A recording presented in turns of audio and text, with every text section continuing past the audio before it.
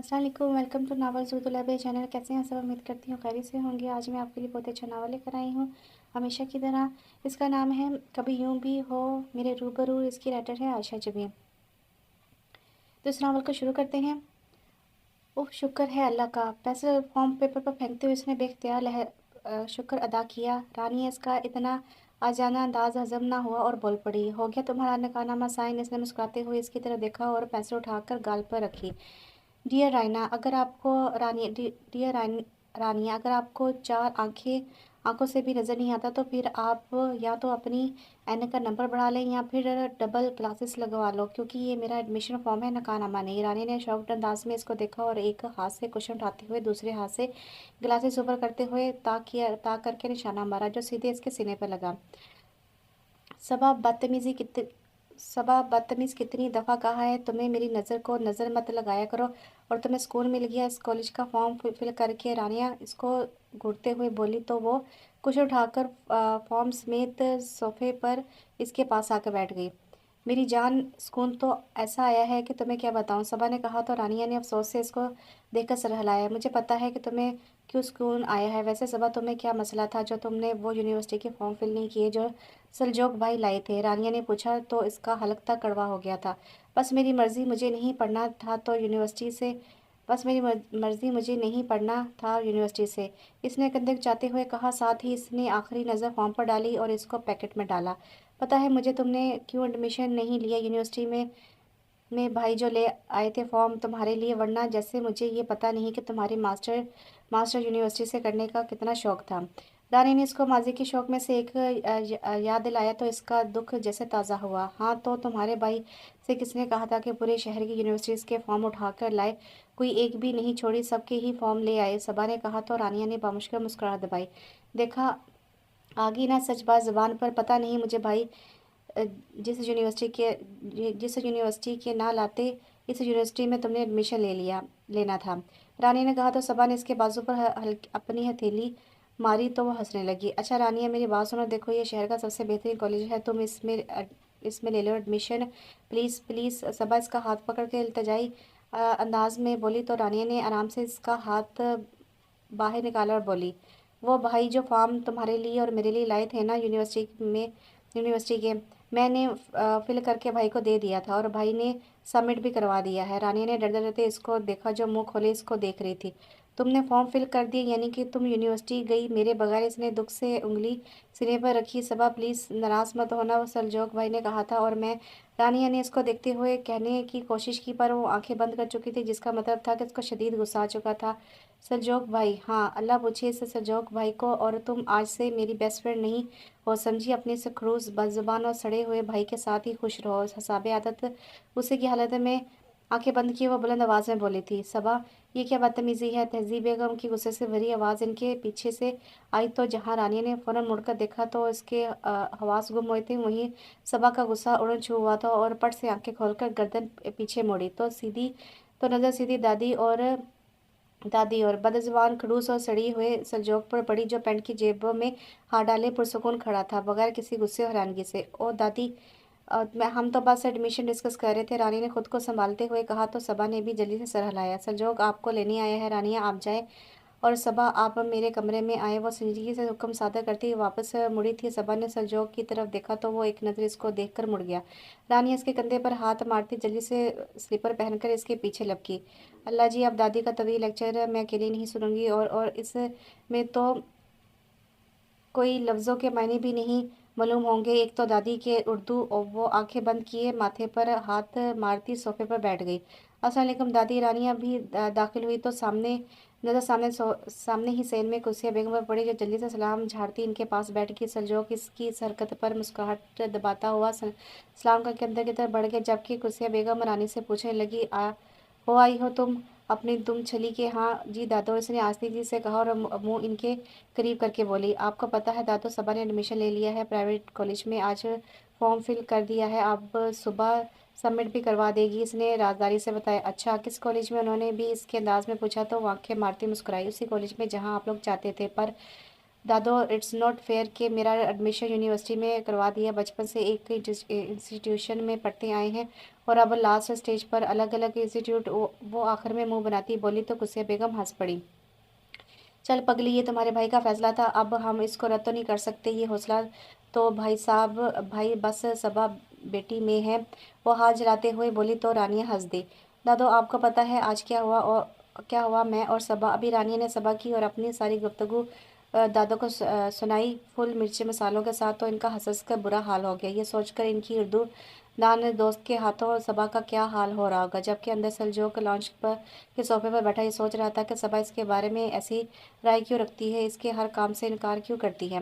कुसिया बेगम और तहजीब बेगम दोनों आपस में गहरी सहेलियां होने के साथ साथ देवरानी और जेठानी भी थी। शिरानी हाउस के दो मालिक दो लोग थे, हयात शिरानी और रियाज शिरानी। दोनों आपस में भाई थे। गुस्से बेगम बड़े भाई हयात साहब की जोजा थी और तहजीब बेगम रियाज साहब की जोजा। खुशकिस्मती से एक ही घर में दोनों भाइयों से ब्याही गई थी। सास ससुर और बच्चों के बड़े होने तक एक साथ ही एक घर में रहे, बाद में बच्चों की शादियों के बाद अलग अलग घर में रहे। तहजीब बेगम और गुस्से बेगम दोनों ही उर्दू में मास्टर किए रखा था। गुस्से बेगम पर तो इनके मज़ामीन का इतना असर ना हुआ, पर तहजीब बेगम अपने नाम की तरह उर्दू ज़बान की एक चलती फिरती तहजीब बन गई थी। गुजिया बेगम और हया साहब की तीन औलादें थी, एक बेटा शाहिद शिरानी और दो बेटियां नाजिया सलमा थी। दोनों शादी के बाद बाहर सेटल हो गई थी।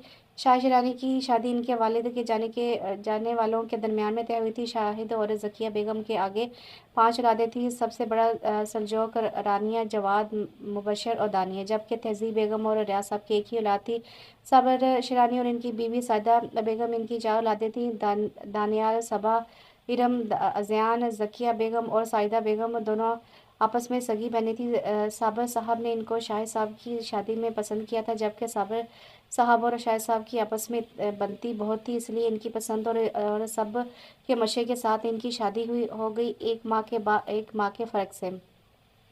रानी और सबा दोनों खालाजाद भी थीं, चचा और चचा तायाजाद भी। दोनों की गाड़ी जमती थी।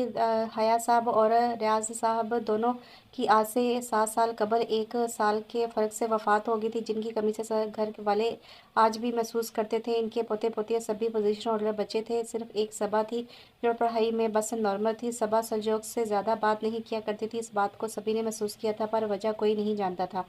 अच्छा ना यार, अब माफ़ कर दो, कब तक नाराज़ रहना है? रानिया ने इस बेबसी से सबा को देखकर बोली, जिसका अभी भी मुंह गुब्बारे की तरह फुला हुआ था। अच्छा माफ़ कर दो, और जो दादों ने मुझे पर इतनी गोलाबारी की है कि मुझे बात करने का सलीका नहीं, हर वक्त फजूलगोई करती रहती है हूँ।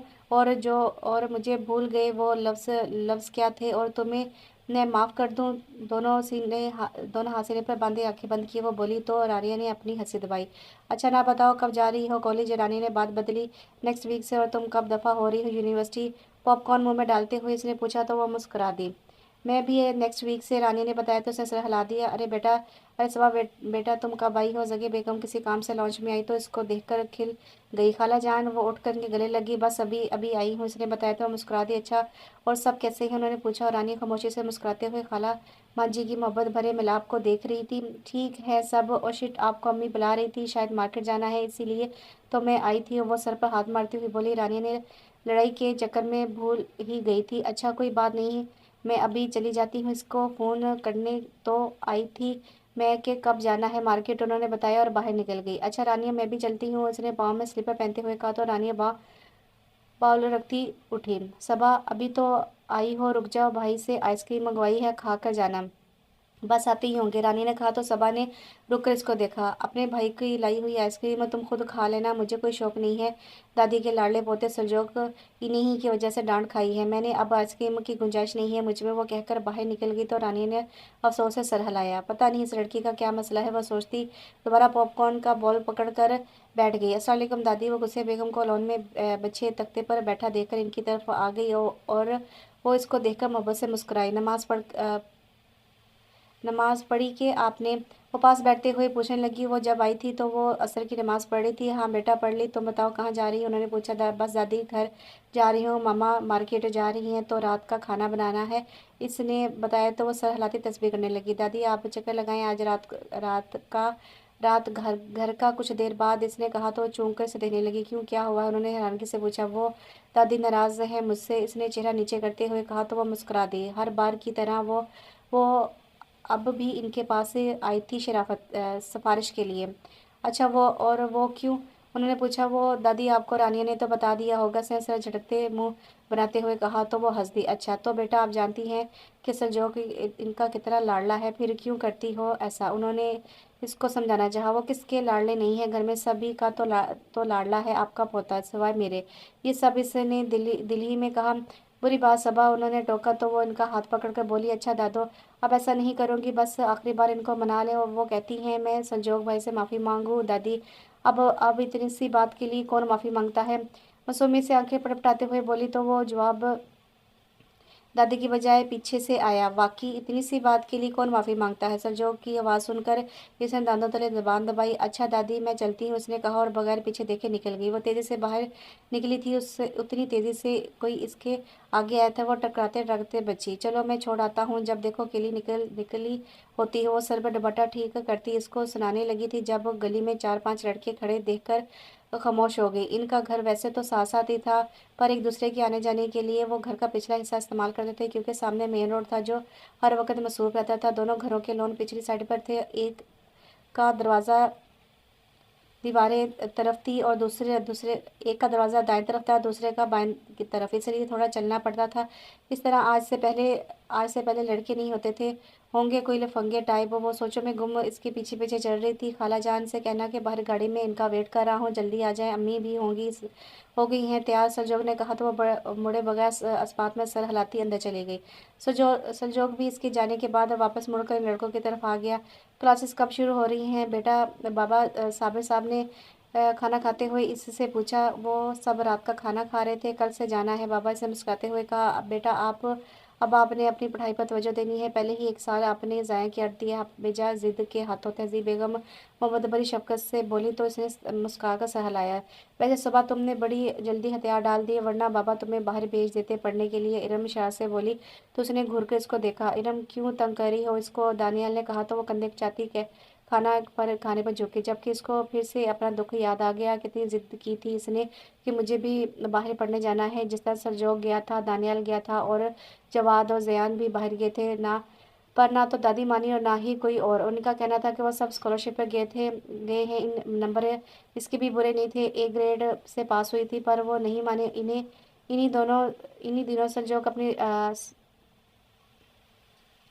इन्हीं दिनों संजोग अपनी पढ़ाई मुकम्मल करने के बाद लौटा। जिद में इसने एडमिशन ही नहीं लिया, पर कोई ना माना। इसकी खातिर रानी ने भी अपना अपना साल ज़ाया कर दिया और अब थक हार कर इसने प्राइवेट कॉलेज में ही एडमिशन ले लिया था।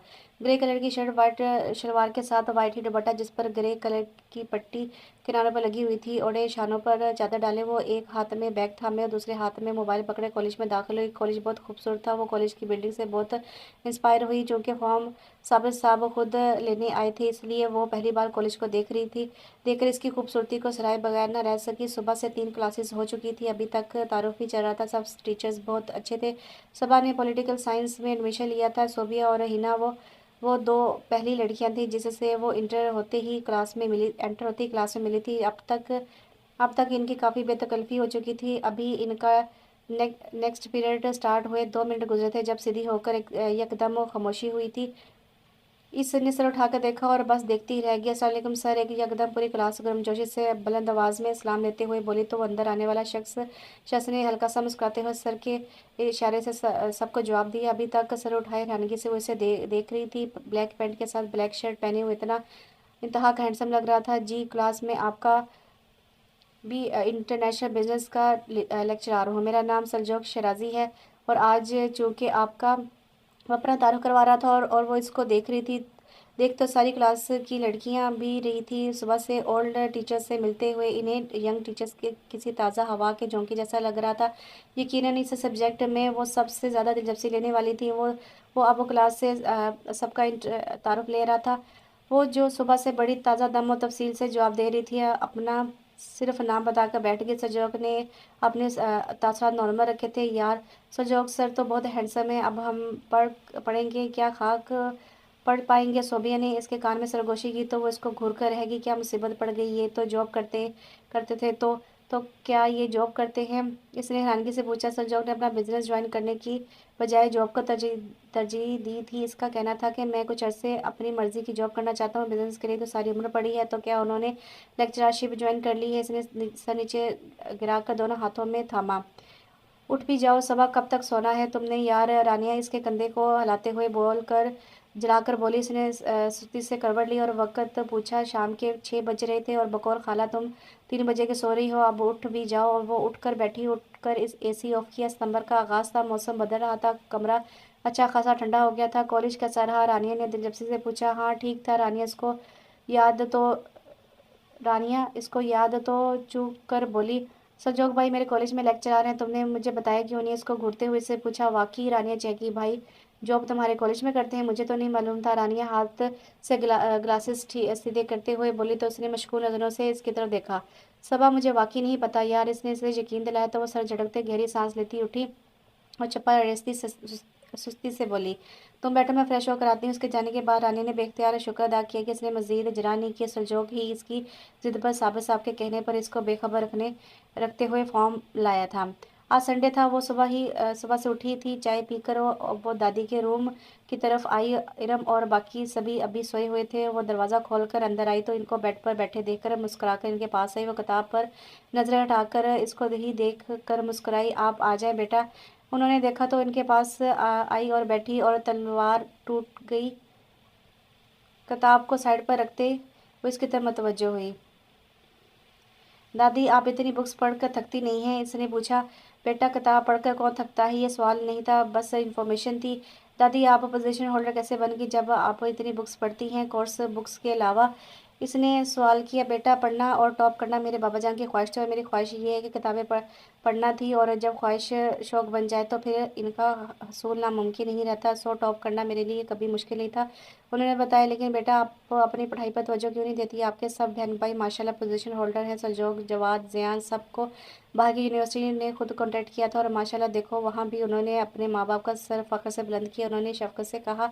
चलो जी तुम तो बैठ जाओ दादी जान के पास है, इसने दिल में कहा और मुस्कुराते हुए उठी। दादी मैं ना आपके लिए चाय लाती हूँ, इसने जल्दी से कहा तो इसको देखकर वो रह गई। एक तो जहाँ इस लड़की से पढ़ाई पर गुफ्तगू करो फ़ौरन भाग जाती है, उन्होंने सर झटकते हुए कहा और किताब दोबारा उठा ली। क्या कर रहे हो बेटा? अपनी लाइब्रेरी में बैठा था जब ज़किया बेगम इसके पास आई और चाय इसकी टेबल पर रखी। कुछ नहीं मामा, बस पापा ने एक प्रोजेक्ट का काम दिया था वही देख रहा हूँ फ़िलहाल। फाइल बंद करते हुए इनकी तरफ रुख करते हुए बोला तो वो सर हिलाती हुई इसके सामने काउच पर बैठ गई। सलजोक बेटा तुम्हारे कितने दोस्तों की शादी हो गई है? उन्होंने छुप पूछा तो वह हैरानगी से इनको देखने लगे। क्यों मामा आप क्यों पूछ रही हैं? इसने पूछा। तुम मेरी बात का जवाब दो। सलजोक वो अपनी बात पर जोर देती हुई बोली तो वह मग टेबल पर रखते हुए सलजोक बोला। मामा मेरे दो ही दोस्त हैं अलियान और अमीज, और इनकी दोनों की शादी हो चुकी है, आप जानती तो हैं। तो फिर बेटा आप भी कुछ ख्याल करें, आखिर हमारे भी कुछ अरमान हैं। तुम्हारे बाबा से कोई बात करो तो वो कहते हैं कि भाई माशाल्लाह अपने फैसले खुद कर सकता है, तुम फिक्र मत करो। आप बताओ भला मैं कैसे फिक्र ना करूँ? वो बोली तो वो उठा और घूमकर इनकी तरफ आया, घुटने पर हाथ रखे वो इनके सामने बैठा। मम्मा अच्छा बताएं क्या करूँ मैं? इसने सवाल नज़रों में इनको देखा। तुम कुछ ना करो, बस मुझे ये बताओ कि तुम शादी हमारी मर्ज़ी से करोगे या फिर अपनी मर्ज़ी से? नाराज़ लहजे में उन्होंने पूछा। अच्छा। सर हिलाते हुए मुस्कुराहट दबाकर बोला तो ये बात है माय डियर मॉम, जैसे आपकी मर्ज़ी आप करें, मुझे कोई मसला नहीं है। वो इनके हाथ पर हाथ रखते हुए बोला तो जैसे खुशी से खिल उठी। सच तुम मेरी पसंद की हुई लड़की से शादी कर लोगे? उन्होंने जैसे ही अपनी तसल्ली के लिए दोबारा पूछा। जी मामा, वो इनके हाथ पर जोर देता बोला तो वो बेख्तियार इसका माथा चूम गई। सबा वो अपने यूनिफॉर्म की को इस्त्री कर रही थी जब सायदा बेगम कमरे में आई। जी मामा, इसने इस्त्री बंद करके साइड पर रखी। बेटा ज़रा चाय तो बना लाओ, 3 कप सजोक आया है तुम्हारे अब्बा और दानियाल के लिए, बना लो, उन्होंने मसरूफ़ से अंदाज में कहा तो उसके माथे पर बल पड़े। क्यों अम्मी? ये इरम से कह दे मैं बिज़ी हूँ अभी। इसने हाथ चलाते हुए पास बेड पर बैठी इरम की तरफ इशारा किया तो वो फ़ौरन बोली। अम्मी मेरा तो टेस्ट है और आप जानती हैं मैं पढ़ते हुए कोई काम नहीं करती। सबा इससे पहले वो कुछ बोलती साजिदा बेगम बोल उठी। जाओ चाय बना कर लाओ और खबरदार कोई बदतमीज़ी की, वरना अब की बार अम्मा से मैं तुम्हारी खालसी नहीं करवाऊंगी। वो इसको वार्न करती हुई चली गई तो इसने गुस्से से इस्त्री किया और दुपट्टा इरम पर फेंका। दफ़ा हो जाओ, तुम देखना बिल्कुल टेस्ट अच्छा नहीं होगा तुम्हारा, गुस्से से कहकर वो बाहर निकल गई। इसने चाय सलजो को देने की बेनियाजी से टेबल पर रखी और बाहर जाने लगी। बाकी दो कप किसके हैं? सरजोग डिश में सलीके से रखे चाय और कप कबाब देखकर बोला, अब्बू और भाई के लिए। इसने मुड़कर जवाब दिया, चाचू तो पप्पो की कॉल सुनने गए हैं और दानियाल रूम में गया है। सरजोग ने कप पकड़ते हुए कहा, तो फिर मैं क्या करूँ? इसने लठ मार अंदाज में कहा तो वो मुस्कुराए। हाय अल्लाह मारिया, हाय अल्लाह मारिया। सरजों की मुस्कुराहट कसम से दिल हाथ से निकलता महसूस होता है। क्लास की लड़कियों की आवाज़ कान में गूंजी तो इसने अस्तगफिरुल्लाह कहते हुए सर झटका। तुम ये करो कि मेरे साथ बैठकर चाय पी लो, वैसे भी ठंडी होकर ज़ाया हो जाएगी। सरजोग दोस्ताना अंदाज में बोला, तो यूँ जैसे बड़ा याराना हो। नहीं, मुझे आपके सर पर सवार होने का कोई शौक नहीं है, इसने काटदार लहजे में कहा। तो सरजोग की मुस्कुराहट सिमटी। सबा, ऐसे क्यों कह रही हो? वो उलझे अंदाज में थोड़ा सख्त सा बोला, लंदन जाने से कबल आपने कहा था कि मैं हर वक्त आपके सर पर सवार ना रहा करूं। भूल गए हैं आप? तेज लहजे में कहती बात मुकम्मल करती वो मुड़ी और चलेगी, जबकि वो हक्का बक्का सा इसको देखता रहा। क्या नाज़िया फूफो और सलीमा फूफो आ रही हैं? वो भी इकट्ठी। सबा और रानिया दोनों बैग होकर चीखी तो दोनों बहनों ने एक एक अदद घुरी से नवाजना जरूरी समझा, जबकि खुशिया बेगम और तहजीब बेगम दोनों को इनका जोश देखकर हंसी आई।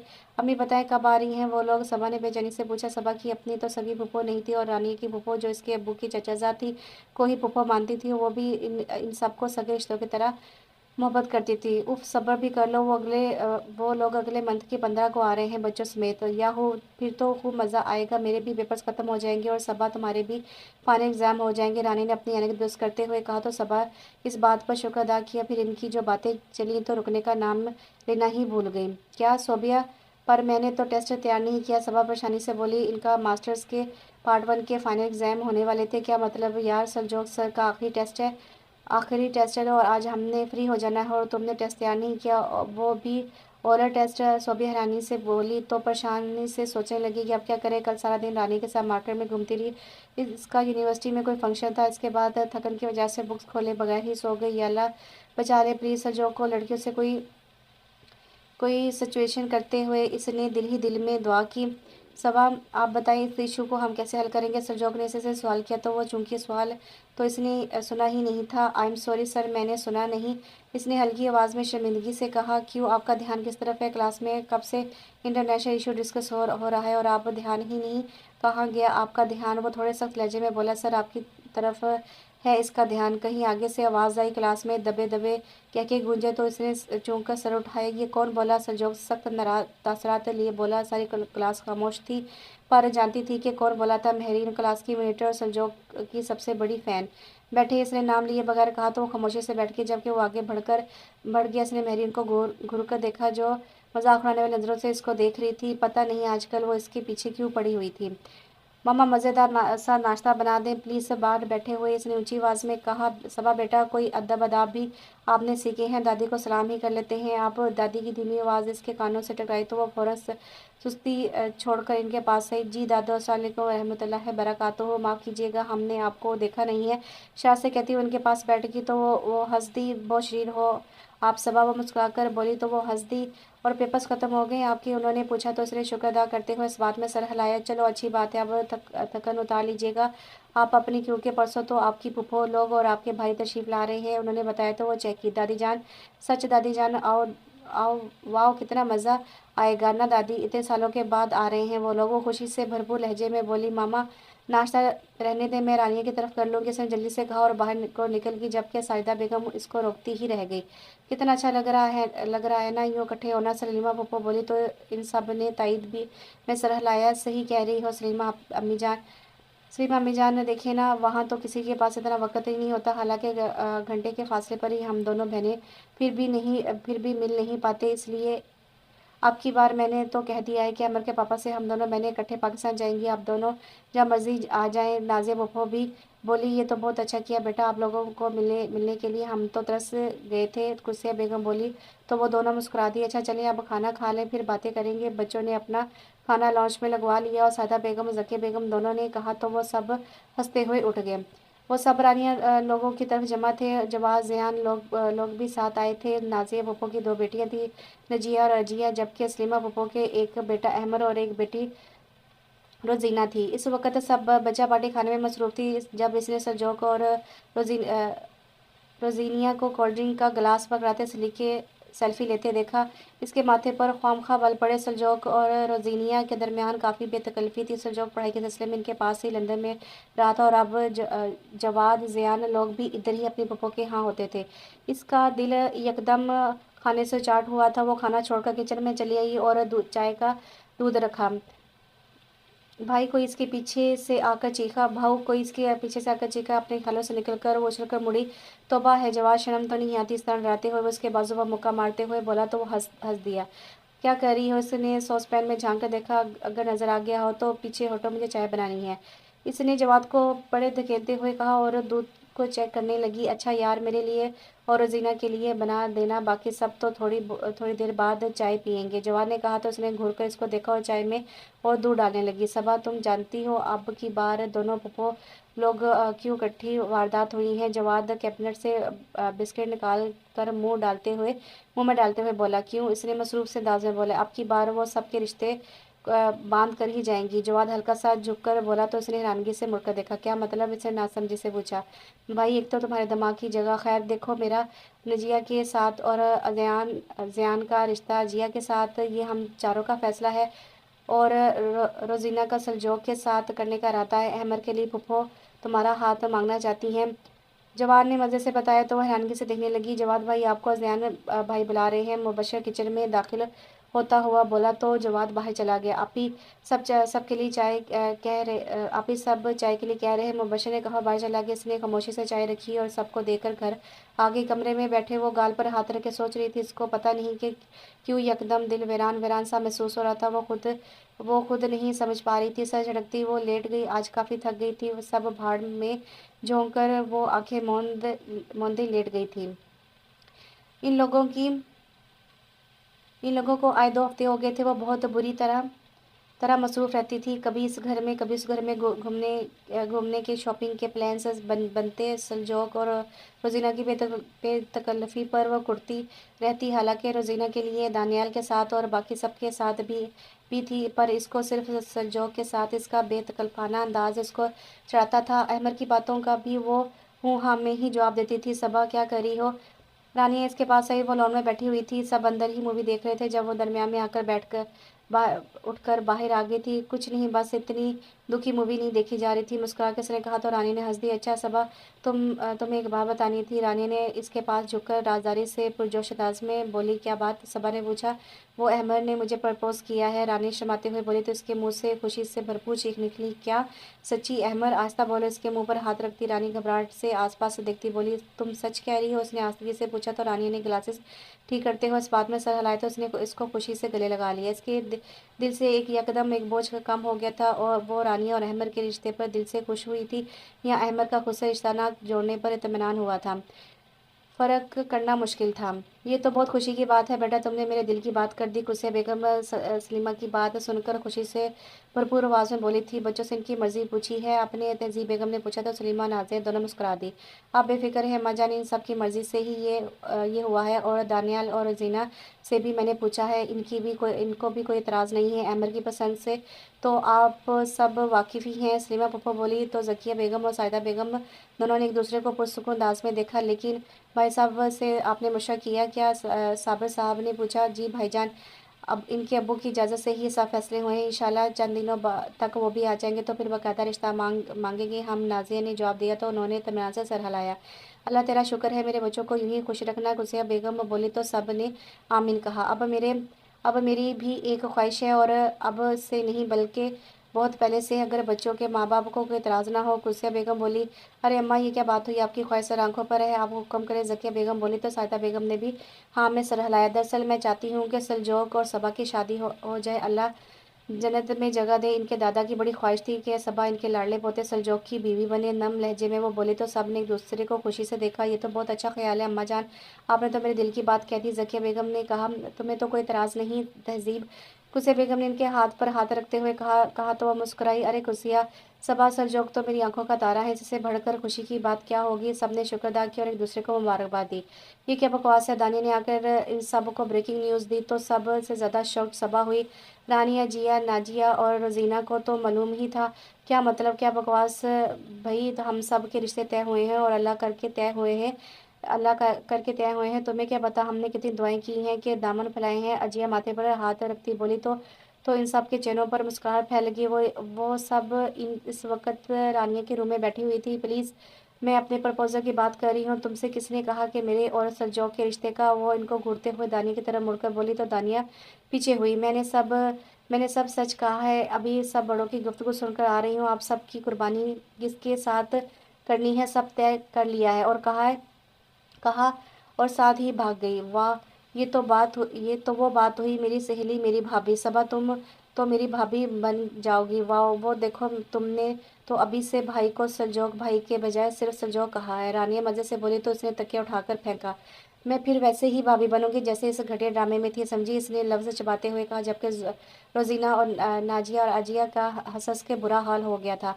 चलो, वो तो बात की बात है, तुम भाभी तो बन जाओ। रानिया तकिया वापस इसकी तरफ फेंकते हुए कहा। तो इसने घूर कर इसको देखा। मुझे नहीं करनी शादी किसी XYZ से।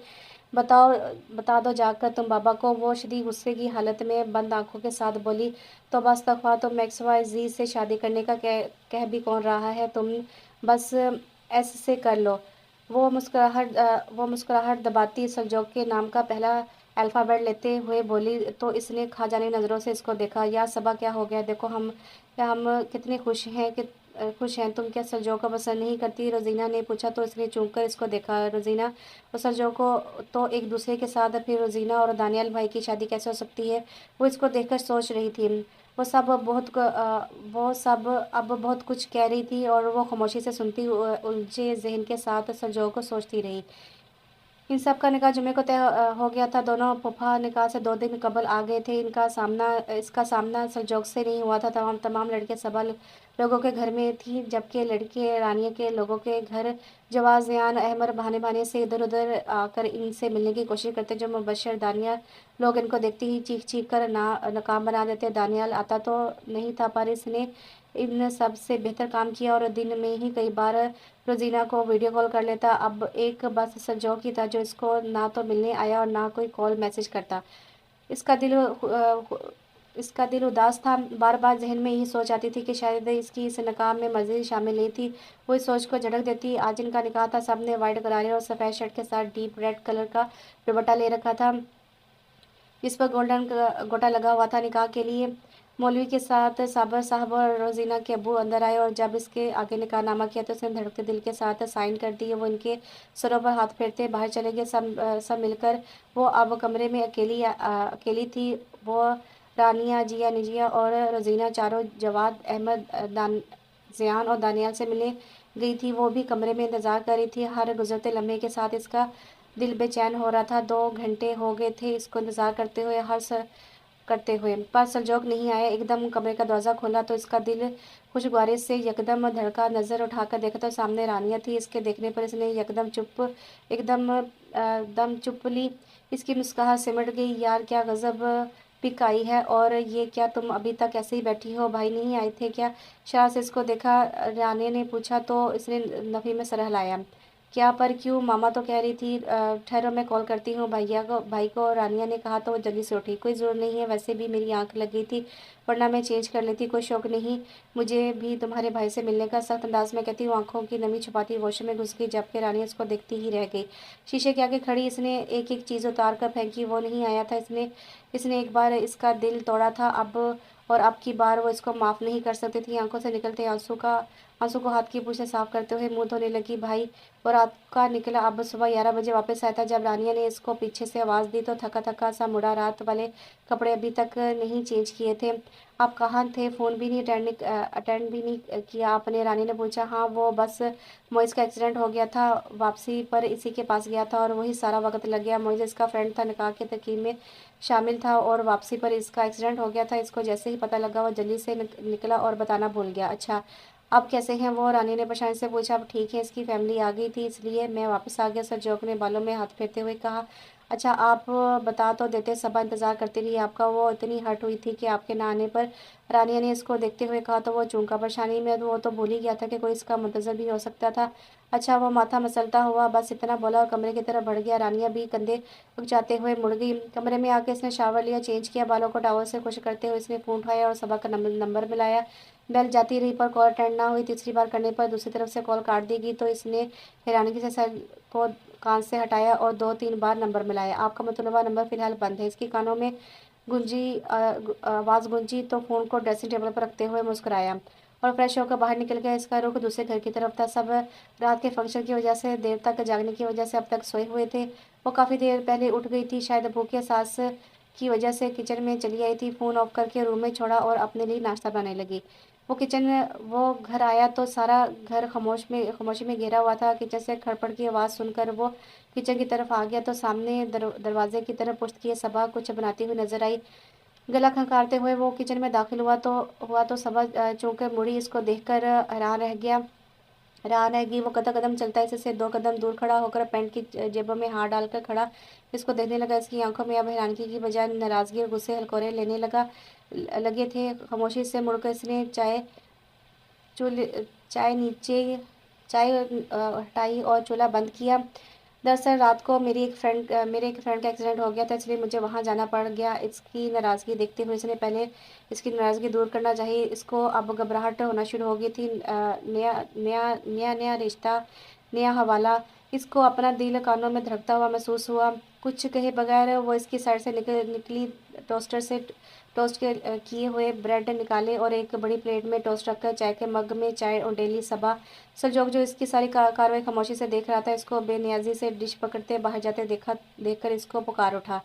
आई एम सॉरी यार, दरअसल मुझे वाकई अंदाज़ा नहीं था कितनी देर लग जाएगी। अगर मुझे पता होता तो तुम मेरा वेट कर रही हो तो मैं आ जाता या कम से कम कॉल ही कर लेता। मुझे आपकी जस्टिफिकेशन की ज़रूरत नहीं है, सबा इसको डांटते हुए बोली और किचन से चली गई, जबकि वो इसको देखता ही रह गया। वो इससे इतनी नाराज़ हो जाएगी इसने सोचा नहीं था। हर बार मेरे साथ ऐसा ही करते हैं और बाद में मासूम बन जाते हैं। नाश्ता करते हुए भी इसके जहन में यही चल रहा था।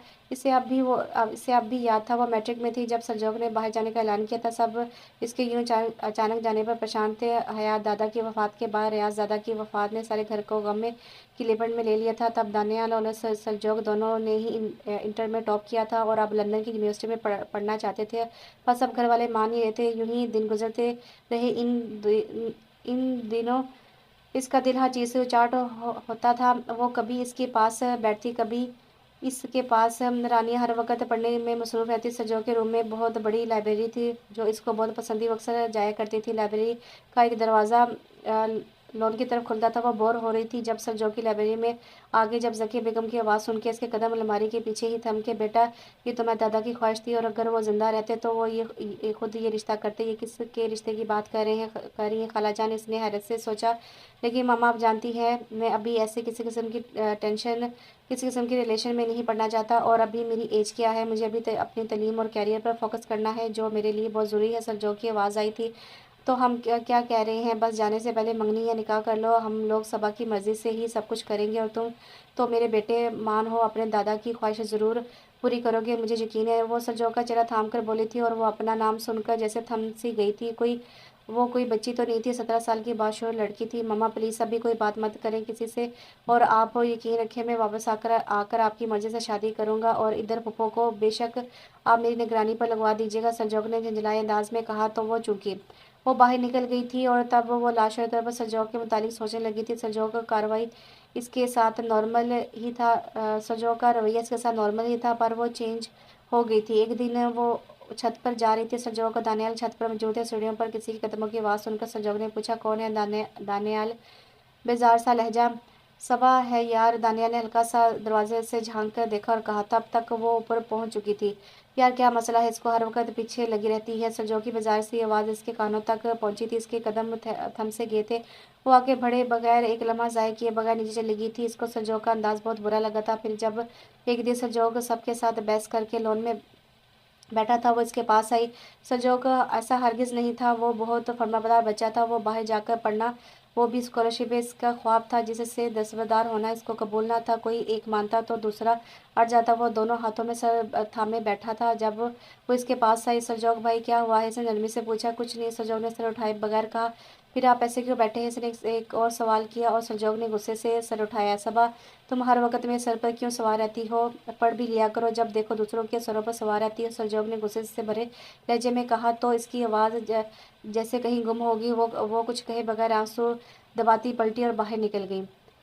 फिर एक हफ्ते फिर एक हफ्ते बाद सलजोग और दानियाल दोनों बाहर चले गए। तहजीब बेगम ने ही सबको मनाया था और फिर सलजोग चला गया। उसका गुस्सा बढ़ता बढ़ता चिढ़ बन गया। वो सलजोग से ज़्यादा बात ना करती, इसका नाम नाक मुँह चढ़ाकर करती, पर अब निकाह के बाद इसके ख्यालात खुद ब खुद बदल गए थे। निकाह से पहले पूरा हफ्ता इसने सलजोग को सोचने में सर्फ कर दिए थे। इसको इन बातों के लिए माफ़ कर दिया जिनका सलजोग को अंदाज़ा भी नहीं था, पर सलजोग का रवैया कभी कभी ये सोचने पर मजबूर कर देता, जिस तरह आज से 5-6 साल पहले इसने इनकार किया था, कहीं अभी भी वो राज़ी है या नहीं। फिर निकाह के बाद संजोग का ना आना इतनी बड़ी बात नहीं थी जितना इस गुस्से, बदगुमानी और दिल टूटने ने बना दिया था, और वो गुस्से में इससे बात नहीं कर रही थी। फिर मेरी तरफ से भाड़ में जाए, इसे जला कर सोचों से दामन छड़ाया और ठंडी चाय पीने लगी। फुफ्फो लोग वापस चले गए थे, जवाद और ज़यान भी साथ गए थे। रानिया तो काफ़ी उदास थी हमर के जाने की वजह से, पर वो नॉर्मल थी। इसका कॉलेज स्टार्ट हो गया था। रानिया को यूनिवर्सिटी तो रूटीन में तब्दील हो गई थी। वो अब रानिया लोगों के घर सलजोग की गर्मजोदगी में जाती थी। क्लास में भी सर जो का लेक्चर लेती रहती, ना सलजोग की का कॉल रिसीव करती और ना किसी मैसेज का रिस्पॉन्स करती, पर रानिया इसको अक्सर छेड़ती भी और वो जवाब भी देती। फिर रानिया का अहमदनामा भी सुनती रहती। कॉलेज में इनकी क्लास में एक ग्रुप था, महरीन और इसकी 3 दोस्तें। वो क्लास की मीटर थी, वो स्टूडेंट कम और चलता फिरता मॉडल सा लगती थी। सबा से इसको आजकल कोई खास पर खास थी। सलजोग से खामखा फ्री होने की कोशिश करती थी। इस दिन कोई बात भी ना थी जिस पर से इससे बहस कर रही थी। हुआ बस इतना था कि क्लास में 15 मिनट लेट आई थी। सलजोग क्लास में ही था। सलजोग अपनी क्लास की टाइमिंग पर कम्प्रोमाइज़ नहीं करता था। सलजोग के पूछने पर इसने बताया कि सर मेरी तबीयत ठीक नहीं थी, इसलिए थोड़ी देर होगी। इसे संजीदगी से बताया तो सलजोग ने सर हिलाते हुए इसको बैठने की परमिशन दे दी। इसने क्लास में किसी को भी नहीं बताया था कि सलजोग इसका कज़न है और इससे निकाह हो चुका है, हालांकि सोबिया लोगों को भी नहीं। क्लास के बाद वो सर थामे बैठी थी जब महरीन अपनी फ्रेंड के साथ इसके पास आई। कुछ लोगों को तवज्जो लेने के लिए क्या क्या करना पड़ता है। मेरिन के मजाक उड़ाने के अंदाज से वो आवाज़ मजाक उड़ाने की अंदाज वाली आवाज़ से इसके पास से उभरी तो इसने बामुश्किल सर को उठाया। सर में शदीद दर्द हो रहा था। महरीन इसको ही घूर रही थी। क्या मतलब है? इसने तहम्मुल से पूछा तो महरीन ने हंसते हुए अपने दोस्तों की तरफ देखा और फिर अपनी नज़रें इसकी तरफ घुमाई जो एक हाथ से सर थामे इसको देख रही थी। तभी सोबिया लोग इसके पास आई और दूसरी तरफ वो बैठी हुई थी। सबा, क्या हुआ है? तबीयत तो ठीक है तुम्हारी, क्या हुआ है? सोबी ने परेशानी से देखते हुए पूछा। कुछ नहीं, बस सर में थोड़ा दर्द हो रहा है, इसने हल्का सा मुस्कुराकर कहा। सोबिया, चेक तो करो दर्द भी हो रहा है या नहीं। अब सलजो की क्लास तो लेने ये आ गई थी, अब मैम रचना की क्लास लेने के लिए इसकी तबीयत ख़राब ना हो जाए। महरीन सोबे को देखकर बोली। इसका अंदाज साफ सा मजाक उड़ाता हुआ था। सबा ने बेजारी से सर झुकाया। सोबे को तो इसकी बात ने टैच दिलाया। इसके जू मैनी फिक्रें तो वो बहुत दिनों से बर्दाश्त कर रही थी, आज तो जैसे इसका जब्त ख़त्म हो गया और वो महरीन पर चढ़ दौड़ी। सबा ने 1-2 बार रोकने की कोशिश की तो पर तो वो पर वो तो बाजू चढ़ाई मैदान में कूद पड़ी और फिर इनकी जो लड़ाई शुरू हुई तो ख़त्म होने का नाम नहीं ली। उफ, शर्म करो कुछ तो। मास्टर के स्टूडेंट्स और प्ले क्लास के बच्चों की तरह लड़ रही हो। और महरीन, ये लो सर जोग सर टेस्ट रिटर्न करके गए हैं और तुम लोगों को लड़ते हुए भी देख चुके हैं। क्लास की एक लड़की इनके पास आकर गुस्से से बोली तो इन सब की बोलती बंद हुई। सबा ने सारे वक्त के दौरान सर थामे रखा और इन दोनों को नहीं रोक सकती थी। सलजोग का सुनकर इसने बेख्तियार सर उठाया था। महरीन ने झपट कर टेस्ट पकड़े और इन पर एक नज़र डाली कि अपने ग्रुप समेत मुड़ गई। अब तो इसने बेख्तियार शुक्र अदा किया। चलो सबा, कंटीन्यू चलो, खा कर पेन किलर ले लेना, कुछ खाकर पेन किलर ले लेना। और इसने महरीन को तो दफ़ा करो, आदत है इसकी। तो जब से इसको पता लगा है कि टीचर्स तुम्हें मॉनिटर बनाना चाहते हैं तो इसको तब चढ़ गई है। सोबिया और दरवाजे को देखती हुई बोली जहाँ से अभी महरीन लोग निकल कर गए थे। छोड़ो, मैंने वैसे भी टीचर्स को मना कर दिया है, 3-4 माह तो रह गए हैं और प्लीज़ मुझे इधर ही कुछ ला दो खाने को, मेरा दिल नहीं अभी जाने को। इसने सर दबाते हुए कहा तो सोबिया ने सर हिलाया। ठीक है, मैं इधर ही लेकर आती हूँ, साथ पेन किलर भी ले आऊँगी, सोबिया ने कहा और रमीज़ा के साथ बाहर निकल गई तो इसने आंखें बंद करके सर बेंच से टका लिया। तभी सेल की वाइब्रेशन पर इसने आंखें खोलकर बैग बैग की पॉकेट से सेल निकाला। सबा क्या हुआ, तबीयत ज़्यादा ख़राब है तो मैं घर ले जाता हूँ। सलजो का मैसेज था, मैं ठीक हूँ, आपको फिक्र करने की ज़रूरत नहीं है। इसने तड़के से अंदाज में मैसेज का रिप्लाई किया और फ़ोन बैग में फेंक कर दोबारा आंखें मूंद ली। रानिया यार प्लीज़ कब जाना है तुम्हारी इस चिपको दोस्त ने। सबा ने रानिया की फ्रेंड को देखकर सेल पर मैसेज टाइप किया और सेंड कर दिया। रानिया की फ्रेंड पिछले 2 घंटों से मुसलसल रानी के पास आई बैठी थी, जिसकी नॉन स्टॉप बातों को सुनकर इसका दिल उकता चुका था। रानी ने इसका मैसेज पढ़ा और इसको देखकर शरारत से मुस्कुराई। अरे जैनब, हाँ याद आया, तुम कह रही थी कि तुम्हें मेरी भाभी देखनी है। रानी की आवाज़ इसके कानों से टकराई तो उसने झटके से अपनी गर्दन सीधी की। हाँ यार, दिखा भी दो प्लीज़, तुम्हारे भाई तो बहुत हैंडसम है, इनकी मिसेज भी कम नहीं होगी। जैनब पुरजोश अंदाज में बोली तो रानी ने मुस्कुराते हुए सबा की तरफ इशारा किया, जिसका चेहरा लाल बबू हो रहा था। क्या? जैनब नासमझी से देखते हुए बोली, भाई मेरी बेस्ट कज़न बेस्ट फ्रेंड सबा ही तो मेरी भाभी है, इससे निकाह हुआ है भाई का। रानी ने मुस्कुराकर हाथ से इशारा किया तो जैनब ने हैरानगी से इसको देखा। सबा जैनब ने इसकी तरफ देखा तो वह बामुश्किल तकलीफन मुस्कुराई। कहीं मोहब्बत का सीन तो नहीं था। जैनब ने शाह से रानी को देखकर पूछा और अपने हाथ पर हाथ मारती हंस दी। सबा ने खा जाने वाली नज़रों से उसे देखा। कोई ऐसी वैसी जानती हो, भाई को तो इसके नाम से इतनी कीदत है कि वो जो सबा लोड वाली है, जो मैसेज करके लोड मांगती है, इसको भी बैलेंस करवा देते हैं बस ये देखकर इसका नाम सबा है। तो सोचो सबा से कितनी मोहब्बत करते होंगे भाई, करते होंगे। रानिया इसके हाथ पर हाथ मारती हंसते हुए बोली तो जहाँ जैनब ने इसको रश भरी नज़रों से देखा, वहीं सबा ने अपना गुस्सा बामुश्किल जब्त किया। यार सबा तुम कितनी लकी हो, जैनब रश भरे अंदाज में बोली तो सबा ने खुद को गहरी सांस लेकर नॉर्मल किया और अपने चेहरे पर दिल जलाने वाली मुस्कुराहट लाई और रानिया को देखा। रानिया तुम ऐसा कर अपने भाई को एक गिफ्ट पैकर में पैक करो और जैनब को गिफ्ट कर दो, इसकी बर्थडे आ रही है ना। और आप, जैनब को देखा जो इसको ही देख रही थी, आप जो अभी रश से मर रही हैं ना, गिफ्ट के तौर पर मिल जाने के बाद सदमे के बायस हार्ट अटैक से मर जाएंगी। या सबा कितनी लकी हो तुम। आखिर में इसके अल्फाज चबा कर बोलती बाहर निकल गई, जबकि जैनब ने हैरानगी से रानी को देखा। मैं ये क्यों कह गई हूँ, ये क्यों कह कर गई है, जैनब ने पूछा। छोड़ो, इसका दिमाग ख़राब है, तुम बताओ सर दाऊद का क्या कह रहे थे। रानिया ने इसका ध्यान हटाया और खुद सबा की शक्ल याद करके मुस्कुरा दी।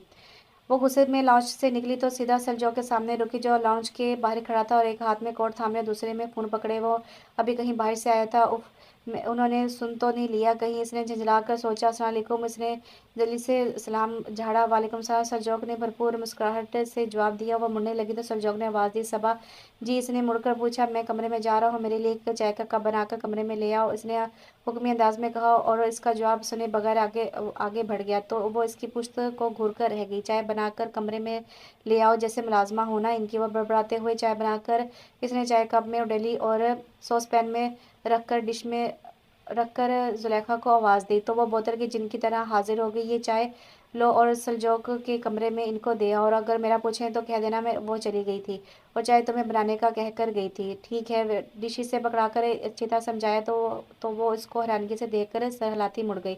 मुझे कोई शौक नहीं है आपकी खिदमतें करने का, ऐसे दिल में सोचा और फिर खुद भी किचन से निकल गई। दरवाजे पर दस्तक सुनकर इसने मुस्कुराते हुए दरवाज़ा खोला, पर दरवाजे पर सबा की बजाय जुलेखा को देखकर इसके तेवरी चढ़ी। सबा कहाँ है, बिगड़े मूड के साथ इसने पूछा तो जुलेखा चाबी लगी गुड़िया की तरह बोलने लगी, वो भाई घर चली गई है और मुझे चाय बनाकर आपको देने का कहा था। ठीक है, चाय पकड़ा कर वो दरवाज़ा बंद किया और हंस दिया। जानता था चाय बनाई सबा नहीं है, जानबूझकर जुलेखा के हाथ भेजी है, लगता है मुझे अब बात करनी पड़ेगी, इसने सोचा और चाय लिए बेड की तरफ बढ़ गया। आज काफ़ी सर्दी थी, इसने कॉलेज से छुट्टी कर ली थी। मेरी लीव माँ करवा देना और कोई ज़रूरी काम हो तो मुझे इन्फॉर्म कर देना। इसने सोबिया और हिना दोनों को मैसेज कर दिया और फ़ोन रख दिया। महरीन लोगों से इस दिन के बाद बरह रास्त कोई बात नहीं हुई थी, पर वो इनके ग्रुप के पीछे हाथ धोकर पड़ गई थी। वो इसको कोई जवाब नहीं देती थी। कभी कभी तो इसको महरीन को देखकर हंसी आती थी कि जिस सलजोक के सर के पीछे वो पागल है, अगर वो जान जाए कि इसका निकाह मुझसे हुआ है तो क्या हालत होगी इसकी। इसने सोचा तो एक भरपूर के कहकर इसके होंठों से निकला था। रात के 9 बज रहे थे। आज रानी लोग इन लोगों के घर इनवाइटेड थे। खाने से फारिग होकर वो चाय बनाने आई थी। रानी अभी बाहर गई थी। इसने चाय चूल्हे पर रखी और कप ट्रे में सेट करने लगी। पिछले से गला खंगारने की आवाज़ सुनकर वो थम गई। हल्का सा चेहरा मोड़कर देखा तो वही था। वो इसका हर अंदाज पहचान जाती थी। कोई काम था आपको, गर्दन सीधी करके इसे नॉर्मल अंदाज में पूछा था। वो अलग बात थी, दिल की धड़कनें नॉर्मल नहीं हो रही थी। नहीं, वो रानी ने कहा कि तुम किचन में अकेली हो तो मैंने सोचा कि तुम्हारे पास आ जाता हूँ। जवाब में नॉर्मल अंदाज में इसने कहा। दिल की आवाज़ दबाते ही वो खामोश रही। मेहरी लोगों से क्या मसला चल रहा है? चंद लम्हों बाद इसने पूछा। वो मुड़ी और थोड़ा घूर कर बोली, हमारा इनसे कोई मसला नहीं चल रहा। और हाँ, आप वहाँ पढ़ाते हैं या लड़कियों को मॉनिटर करते हैं? दोनों बाजू सीने पर बांध कर इसने तपाने वाले अंदाज में इससे पूछा। संजोग ने इसी के अंदाज में सीने पर बाजू बांधे और मुस्कुराता हुआ बोला, मैं वहाँ लड़कियों को नहीं, सिर्फ एक लड़की तुम्हें उंगली से इसकी तरफ इशारा किया मॉनिटर करता हूँ। कोई तप गया था पर वो सलजोक नहीं था। इससे पहले वो कुछ कहती चाहे बोलने की आवाज़ पर तेजी से मुड़ी। उफ! इसे सारा गुस्सा सॉस पैन को स्लैब पर पटकते हुए निकाला। सबा, ये नाराज़गी कब तक कायम रखने का इरादा है? सलजोक इसके गुस्से को देखकर बोला, क्यों, आपको क्या मसला है मेरे नाराज़ रहने से? और तड़के तड़कते हुए इसने जवाब पूछा, आज 3 माह बाद इनको याद आया है कि मैं नाराज़ भी हूँ। दिल में सोचती, ज़बान से बिल्कुल ना बोलती वो इसका ध्यान भटका रही थी। सबा, मुझे लगा था कि तुम मुझसे निकाह के दिन दिन तुमसे ना मिलने पर नाराज़ हो, पर अब लग रहा है कि तुम बहुत अरसे से मुझसे नाराज़ हो, लेकिन मैं ये नहीं जान जान सका कि क्यों। इसका अंदाज़ अब थोड़ा उलझा, थोड़ा संजीदा था। इसने पलकें झुकाई। आपको मेरी नाराज़गी अब नज़र आई? ये जवाब नहीं था। नहीं, जिस दिन तुमने मेरे साथ बैठकर चाय पीने की ऑफर पे कहा था कि मैंने तुम्हें लंदन जाने से पहले कहा था कि तुम मेरे सर पर सवार मत रहा करो, इस बात को लेकर नाराज़ हो। इसके बाद तुम्हारा रवैया मुझसे बदल गया था और फिर मैं जो कि इतना खुश अखलाक बंदा था तुम्हें बद अखलाक, बदज़बान और सड़ा हुआ लगने लगा था। वो हल्का सा हंसा था, पर सबा उन दोनों में बहुत टेंस थी। मुझे अपना सबा पर उन दिनों मैं बहुत टेंस था। मुझे अपना कैरियर ही बनाना था, पर कोई मान ही नहीं रहा था, इसलिए बस मैं तुमसे मिसबिहेव कर गया। और अगर तुम गौर करती तो तुम जान जाती कि इन दिनों रानिया, दानियाल या जवाद, सब लोगों के साथ मेरा ऐसा ही बिहेव था। सुलझोक इसकी नाराज़गी, बल्कि खुद साख्ता नाराज़गी दूर करने के लिए बगैर रुका बोला था। वो इससे मोहब्बत करता था और इसको यकीन दिलाने के लिए कुछ भी कर सकता था। स्लैब को अपने नाखूनों से खुरचती वो खामोश खड़ी थी। चूल्हा जल रहा था जबकि चाय साइड पर रखी दोबारा बनने का इंतजार कर रही थी। सबा इसको खामोश नज़र झुकाए देखकर बोला। इसने बामुश्किल इसको देखा। आई एम सॉरी, इसको निगाहों में रखते हुए वो धीमे लहजे में बोला, तो इस बात में सर हिलाती मुस्कुरा दी। वह मजीद खुद साख्ता नाराज़गी कितनी देर कायम रख सकती थी? शुक्र है इसने बेख्तियार शुक्र अदा किया तो मुस्कुराती हुई मुड़कर चाय रखने लगी। दादी चाहती हैं कि अब हमारी रुखसती हो जाए, संजोग ने कहा। तो उसने चेहरा मोड़कर अचानक इसको देखा। वह हैरानगी से पूछा, क्या रानी ने तो ऐसा कुछ जिक्र नहीं किया। वो इसके लिए कि रुखसती मेरी और तुम्हारी होनी है, इन सब की नहीं। सलजोक मुस्कुरा कर बोला। तो इसका मुंह खुला रह गया। क्या मतलब? निकाह तो सबका इकट्ठा हुआ था, तो रुखसती मेरी और आप ही की क्यों हो रही है? इसकी नज़रों से कंफ्यूज होते उसने बड़ी मुश्किल से अपनी बात की। वो इसलिए कि इन लोगों का भी प्लान नहीं, जबकि मेरा निकाह के साथ ही रुखसती का इरादा था, पर फ्रेंड के एक्सीडेंट ने मौका ही नहीं दिया और ना अब तक। वो अधूरी बात छोड़ता इसको देखकर शायद से बोला। मुस्कुराए तो इसको अपने गाल ढकते हुए महसूस हुए। सलजोक ने दिलचस्पी से इसको देखा और फिर क्या इसके लबों से आज़ाद हुआ। इसने शर्मिंदगी छुपाने को इसकी तरफ से मुंह मोड़ लिया। भाई, अब मैं जाऊं? उधर आप लोगों की रुखसती कैंसिल हो रही है? रानिया अंदर आती बोली। क्यों? सलजोक ने हैरत से पूछा। क्या मतलब क्यों भाई? सबका निकाह इकट्ठा हुआ है तो रुखसती भी इकट्ठी होनी चाहिए ना? रानी ने पलके झपकाते हुए मासूमी से कहा। सलजोक इसको देखता जल्दी से बाहर निकला। इसने सुकून का सांस ली, जबकि रानिया हंसते हुए इसके गले लगी। मुबारक हो गले माँ, रुखसती तय हुई है। रानिया इसको गले लगाकर खुशी से बोली तो उसने सुकून से आंखें मूंद ली। आज 3-4 दिन की छुट्टी के बाद वो कॉलेज आई थी। शॉपिंग का एक ना खत्म होने वाला सिलसिला शुरू हो चुका था। आज भी बड़ी मुश्किल से वो इजाज़त लेकर कॉलेज आई थी। क्लास में इसके दाखिल होते एकदम खामोशी छा गई। वो इधर उधर देखती सोबिया और इरम के पास गई। क्या हुआ? सब लोग खामोश क्यों हो गए? इसने हल्के फुल्के अंदाज में पूछा। चंद लम्हों तक कोई ना बोला तो इसने आईब्रो चाहते हुए सोबिया से पूछा, तुम्हें पता है सलजोक सर की शादी है चंद दिनों बाद? सोबिया ने अपने तासरात नॉर्मल रखे। अच्छा, वाकई? इसने बड़ी मुश्किल से अपनी हंसी दबाकर हैरानगी की एक्टिंग करते हुए पूछा। हाँ, और तुम्हें पता है सर का निकाह भी हो चुका था कब से? अब की बार हिना ने कहा तो वो ठटकी। अच्छा, इसने बस इतना कहा? और कमीनी, तुमने हमें बताया भी नहीं कि इनका निकाह तुमसे हुआ है? तुम इनकी कज़न प्लस वाइफ हो? अचानक साई क्लास खड़ी होकर चीखते हुए बोली थी। इसने कानों पर हाथ रखते हुए आंखें बंद की। इसने मना किया था संजोग को कि वो कॉलेज में किसी को मत बताए कि इनका निकाह हो चुका है, और उन्होंने वादा भी किया था। पर ये सब शर्म तो नहीं आती? मिठाई ही खिला देती ट्रीट देने से बचने के लिए। ऐसी घिनौनी हरकत मुख्तलिफ आवाज़ें आती और इसका मुंह केक से भर जाता। वो सब इसके मुंह के अंदर और मुंह के बाहर केक लगाकर पता नहीं बदला ले रही थी या फिर इसको मुबारकबाद दे रही थी। अचानक मेरे सामने इसका चेहरा मुस्कुरा रहा था, ऊपर आंखें उदास थी। इसने इसको गले लगाकर मुबारकबाद दी और केक मुंह में डाला, अलबत्ता मुंह पर लगाने से गुरेज किया। वो भी खुशदिली से मुबारकबाद वसूल करती रही। बेटा बहुत मुबारक हो आपको निकाह की मैम, सबीना की आवाज़ पर इसने झटके से सर उठाया।